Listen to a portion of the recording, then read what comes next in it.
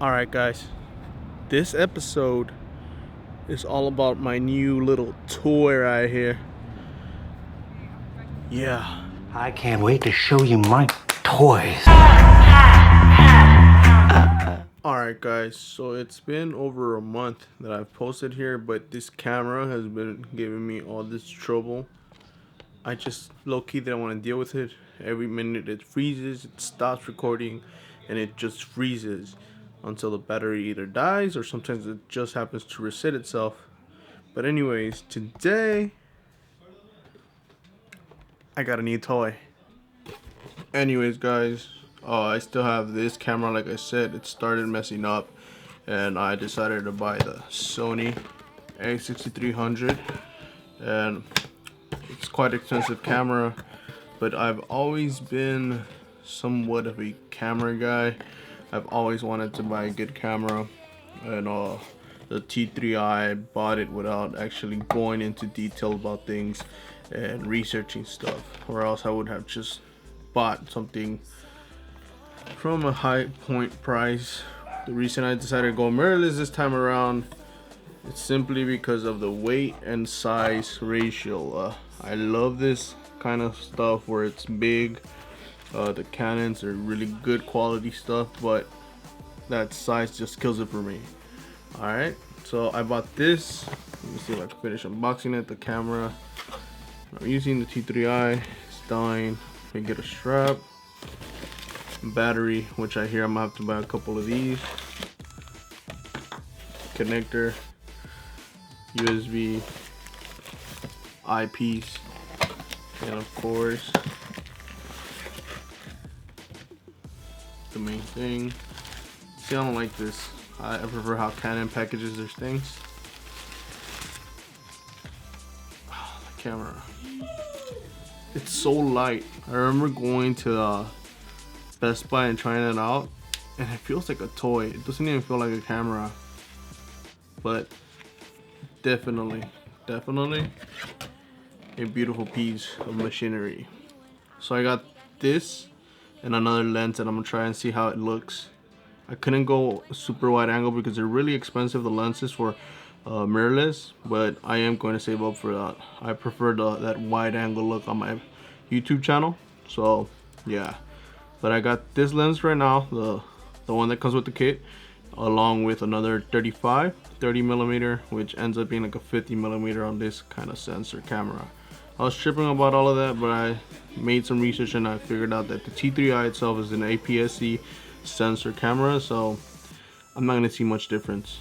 I used to think this was a full frame, but anyways guys, I'm really excited about using this camera.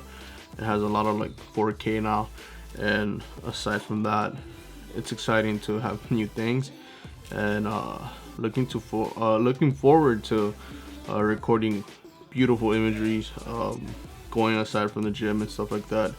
So I remember in my last episode I told you guys that the channel's about to get much better. I wasn't joking around. Alright guys, so this here is officially my last video with the Canon T3i. So in 3, 2, 1, rest in peace. And this is the A6300 footage. Shooting for the first time. Does it look any different? I hope it does. Anyways, this is being shot at 1080p. I am looking forward to shooting some 4K footage soon and see how that goes, how fun it is editing that kind of stuff. But anyways, goodbye T3i. That was the last time. Look at the cap difference. Look at the cap difference. This is the cap for the A6300, and I have a 50 millimeter lens, right? I mean a 35 millimeter lens over there with the same cap size. Look at this. Look at it.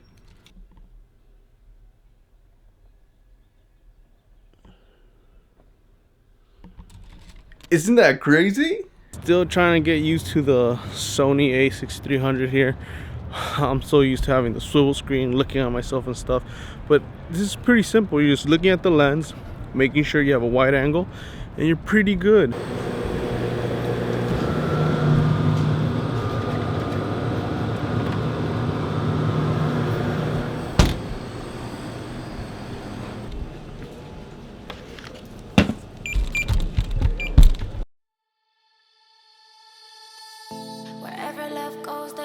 also misery, it's no mystery.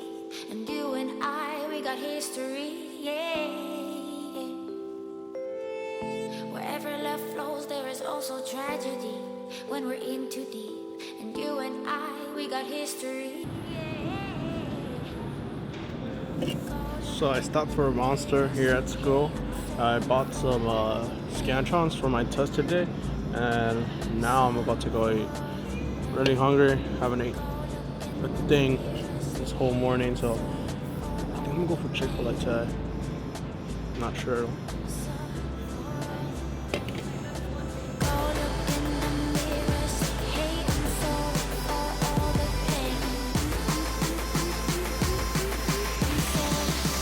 Clear. The doors are closed.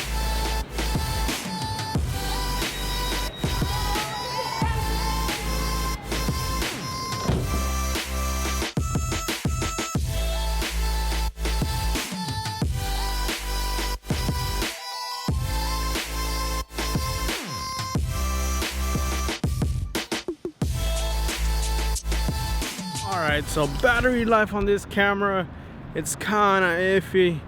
I've used it today and it's already below 50%. I don't like that percentage. It makes it seem so like cell phones. I don't like putting the percentage on my cell phone, how much percentage the battery has, because I just don't like it. It kind of puts me like, oh shit, just went from 99% to 98%, my battery's dying. And it kind of sucks. That's just me. It's not a big deal. But this battery right here, they talked about how bad it was, and I was like, probably I can still get good clips. I have gotten some good clips, and I think I had a full. Thanks. So this is pretty cool about it. It's so small, it just fits here. Back then with the T3i, I would feel like it was this big. It was too chunky. So now I'm able to like put it down on the table and feel like I'm not bugging anybody. Take it away real quick. So we're about to test out the slow-mo on this. It shoots at 120 frames per second. I just want to see what I could do with that. So I haven't had one of these in a while, and it's cold. That sucks. But let's check out this slow-mo. all the pain.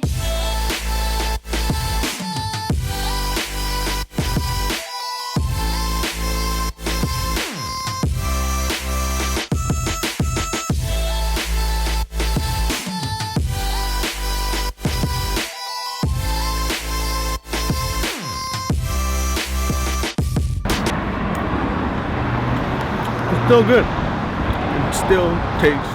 Look how amazing this is. It automatically adjusted to the light. My T3i never did that. Even manually, this place look kind of crappy. Look at the low light capabilities. Amazing, guys.